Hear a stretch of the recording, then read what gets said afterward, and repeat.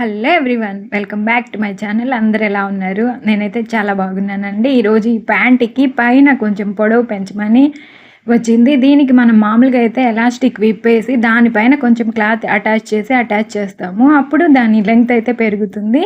దీని లెంగ్త్ నాకు 14 ఉంది. ఒక 2 ఇంచెస్ అయితే నేను పెంచాలి అని అనుకుంటున్నాను. అంటే ఎలాస్టిక్ విప్పాలి, అదంతా చేయాలి అంటే చాలా కష్టము, చాలా ఎక్కువ టైం కూడా టేకింగ్. కాబట్టి నేను ఈ విధంగా పైనుంచి కిందకి ఒక 3 ఇంచెస్కి మార్కింగ్ అయితే చేసేసుకున్నాను.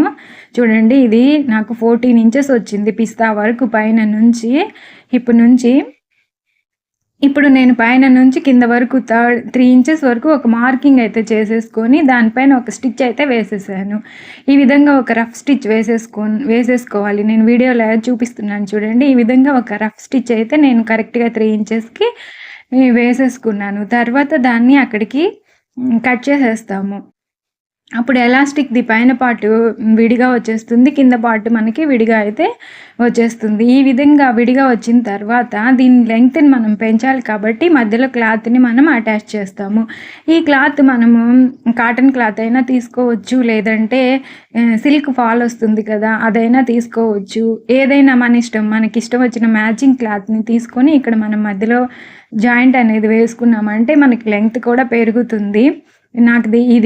ఈ ప్యాంట్ నాది లైనింగ్ ఉందండి. ఈ ప్యాంట్కి చూడండి, పైన పార్ట్ని నేను ఎలాస్టిక్ పార్ట్ని ఒక 3 ఇంచెస్లో కట్ చేసేసుకున్నాను.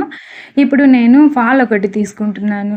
అదే కలర్ ప్యాంట్ కలర్ ఫాల్ ఒకటి తీసుకొని కరెక్ట్గా అక్కడి నుంచి అక్కడి వరకు పెట్టుకొని స్టిచ్ చేసేసుకొని దాన్ని ఎలాస్టిక్కి కూడా స్టిచ్ చేసేసామంటే మనకి లెంగ్త్ పెరుగుతుంది, విప్పుకునే పని కూడా తగ్గుతుంది. ఇలాంటి చిన్న చిన్న టిప్స్ మీకు కావాలి అంటే మన ఛానల్ని సబ్స్క్రైబ్ చేయండి, బెల్ ఐకాన్ అయితే హిట్ చేసి పెట్టుకోండి. చూడండి ఎంత పర్ఫెక్ట్గా మనకి లెంగ్త్ ఇప్పుడు చూడండి మనకి 16 ఇంచెస్కి లెంగ్త్కి వచ్చేసింది. బిఫోర్ మనకి 14 ఇంచెస్ లెంగ్త్ ఉన్నింది.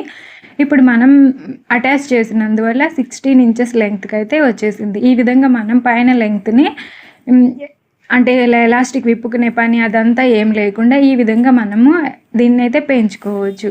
ఈ టిప్ మీకు నచ్చితే ప్లీజ్ లైక్ అండ్ సబ్స్క్రైబ్.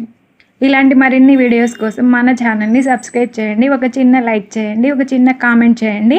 ఇదే విధంగా నేను ఇంకొక ప్యాంటుని కూడా ఇదే వేలో కట్ చేసి మళ్ళీ క్లాత్ వేసి స్టిచ్ చేశాను. దీనికి కూడా ఈ మెజర్మెంట్ 14 ఉన్నింది. దీనికి కూడా నేను 16 ఇంచెస్ వరకు తీసుకొచ్చేసాము. ఈ విధంగా మనం పెంచుకోవచ్చు. టిప్ నచ్చితే ప్లీజ్ లైక్ అండ్ సబ్స్క్రైబ్. ఇలాంటి మరిన్ని వీడియోస్ కోసం మన ఛానల్ని సబ్స్క్రైబ్ చేయండి. ఇలాంటి టిప్స్ మీకు కావాలి అంటే. ఇది నాకు లైనింగ్ ప్యాంట్, అందుకని నేను 3 ఇంచెస్కి మార్కింగ్ చేసుకొని స్టిచ్ అయితే వేసుకున్నాను.